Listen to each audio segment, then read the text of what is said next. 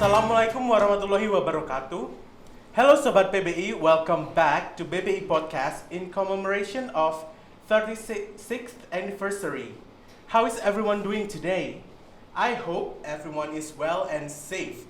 My name is Bagasi Fai as the host of this program, and in today's episode, we'll be talk about one of the organization in PBI, ETSA Journalist Team, or EJT. Today, we will get to know EJT better. Is anyone curious about EJT? Well, I am.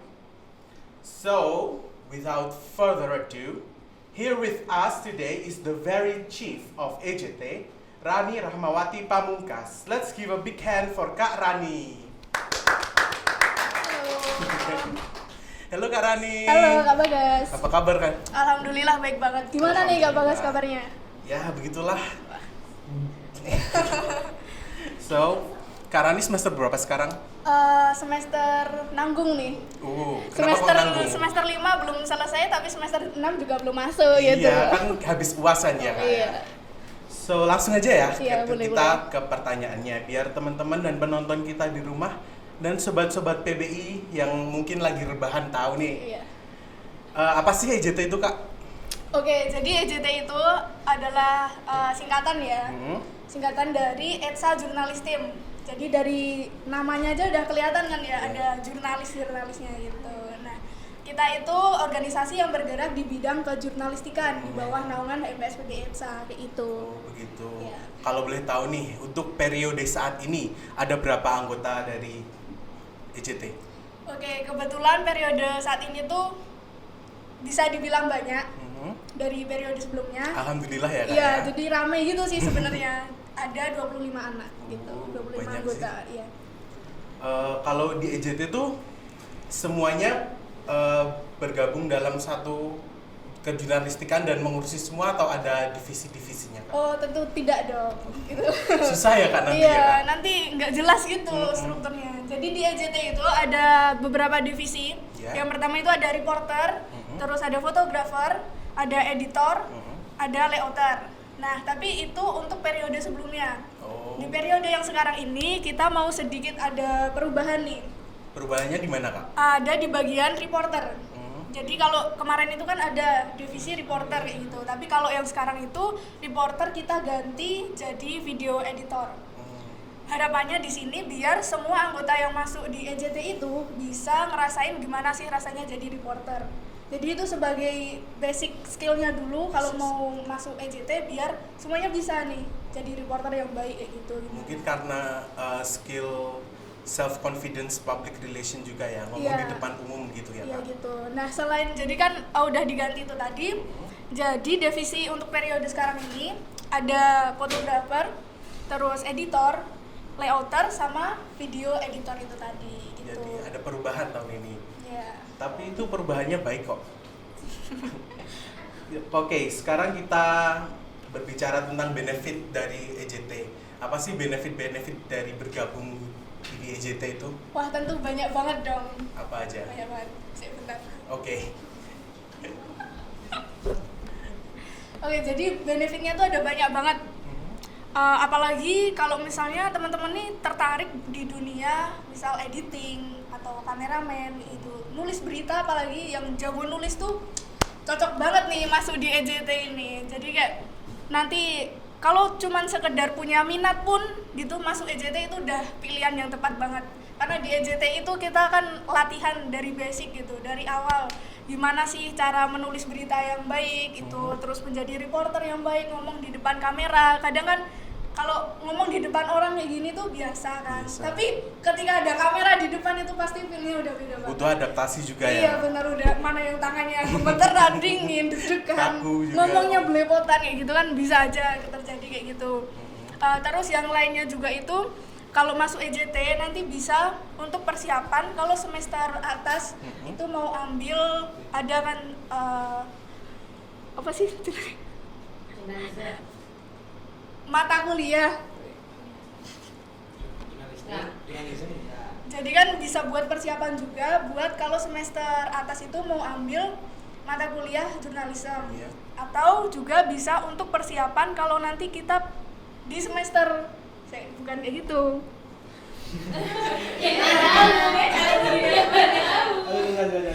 Bisa juga nanti kalau setelah jadi demis di EJT tetap mau lanjut berorganisasi di bidang yang hampir sama, itu bisa banget join ke sindiket kayak gitu. Karena kita di EJT itu udah di gimana ya istilahnya, udah diberikan bekal gitulah secara jadi di EJT itu kita udah diberikan bekal kayak gitu kan, dimana yang itu tadi ambil foto, ambil video kayak gitu. Jadi di sindiket tuh kita udah punya skillnya gitu loh. Oke. Ya, jadi ada simbiosis mutualisme dari EJT sama sindiket. Ya gitu, kurang lebih. Oke. Kembali ke jurnalistik nih Kak. Kan biasanya kalau liputan di luar nih, jadi reporter gitu, ada nggak sih tips and triknya untuk menjadi reporter yang baik menurut Kak Rani sendiri? Oke, jadi sebelum turun ke lapangan, reporter itu harus menyiapkan list-list pertanyaan. Apa aja sih nanti yang mau ditanyain kayak gitu.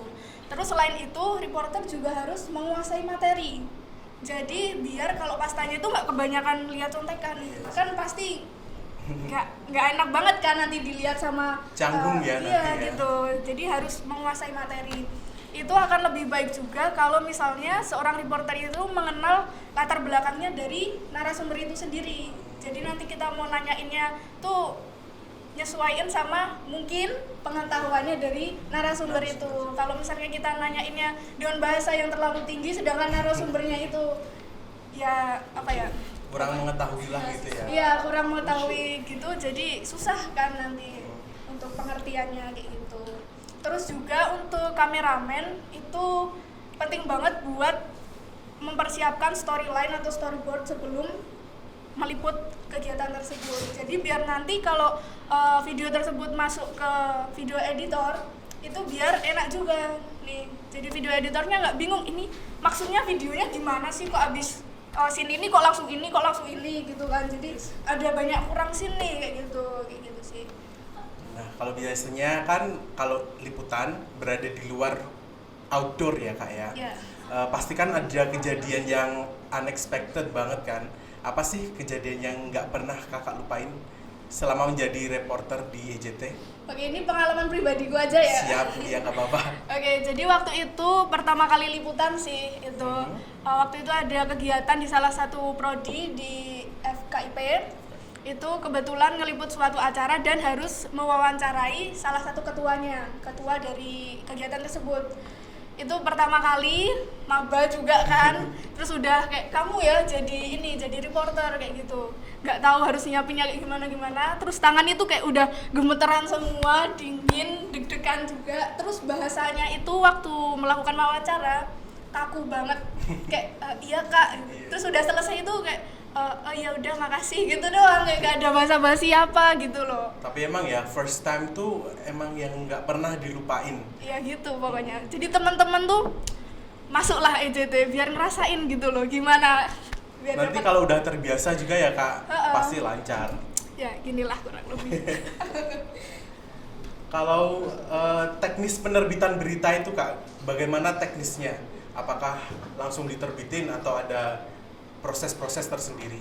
Oke, jadi sebelumnya EJT itu memiliki dua produk ya. Yang pertama itu ada buletin sama majalah. Nah, untuk buletin sendiri itu dari reporter setelah udah dapat jawaban dari narasumber kayak gitu, itu nggak langsung diserahin ke editor. Cuman berupa pertanyaan jawaban itu nggak bisa kayak gitu. Jadi reporter itu harus nyusun artikel berita itu supaya bisa diolah. Jadi reporter juga menulis berita itu semuanya? Iya, tentu saja gitu. Nah, itu dalam bahasa Inggris ya. Oke. Terus nanti iya. Nanti takutnya ada yang masih kurang paham gitu. Jadi dari reporter udah jadi artikelnya itu masuk ke editor. Di editor nanti tulisan ini disunting. Dari grammarnya udah benar belum, terus dari misspelling mungkin ada yang kurang S, ada yang kurang apalah gitu ya. Kan kadang juga anak-anak tuh mau yang instan nih.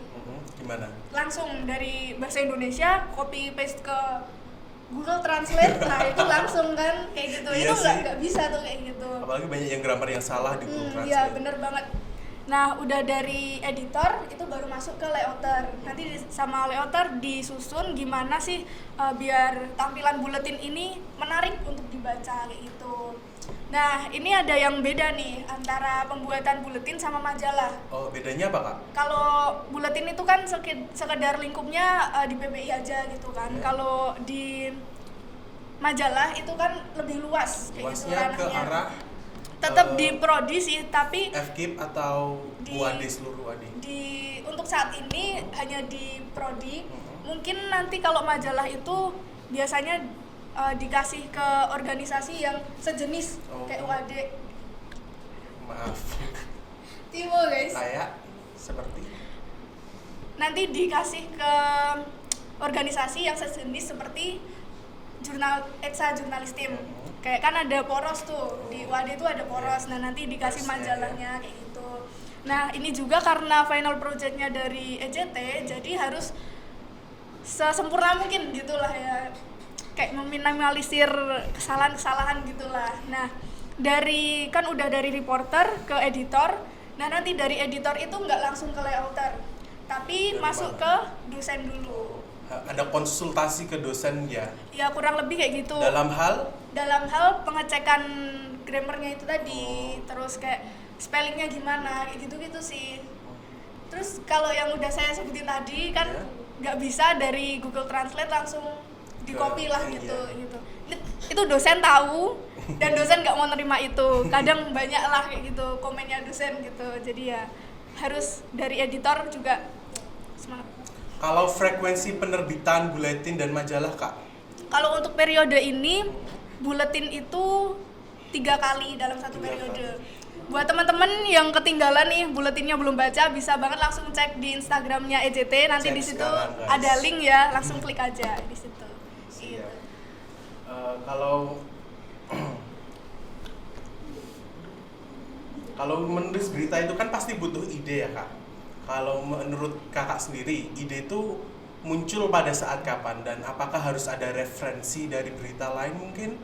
Ini dari pengalaman saya pribadi. Iya, Kak. Oke, jadi kalau saya pribadi itu menulis berita itu ide pasti muncul kalau malam hari.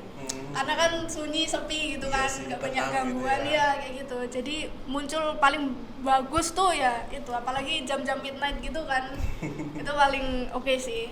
Terus referensi itu dari media cetak kebanyakan. Dia cetak. Kenapa, Seperti karena sebenarnya penulisan di media sosial sama media cetak itu Iya. beda. Kak? Bedanya di mana? Jadi kalau di media sosial pembaca tuh langsung bisa mengutarakan komentarnya gitu kan. Kayak kalau enggak sesuai sama dia tuh langsung bisa Bisa dikomentari iya, gitu bisa ya. diungkapin gitu lah di Yes. kolom komentar. Nah, kalau melalui media cetak itu kan nggak bisa. Hmm. Kayak gitu sih. Kalau kita kembali ke jadi reporter ya, Kak ya. Ada nggak sih kendala untuk menjadi seorang reporter itu? Dan suka dukanya apa untuk menjadi reporter itu? Sejauh ini ya, suka duka menjadi reporter itu yang pertama itu tadi nervous, pasti udah jelas itu manusiawi banget nervous itu. Terus juga siap mental aja buat ditolak narasumber.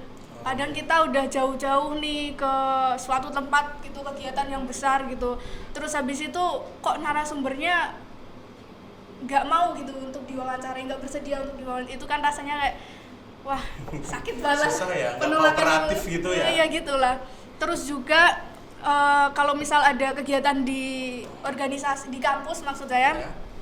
itu kan yang kami wawancara biasanya narasumber yang posisinya sedikit penting, bisa dikatakan penting dalam kegiatan tersebut, misal kayak ketua kayak gitu kan. Iya. Dan jajarannya itu susah banget ngatur waktunya karena nggak banyak waktu luang.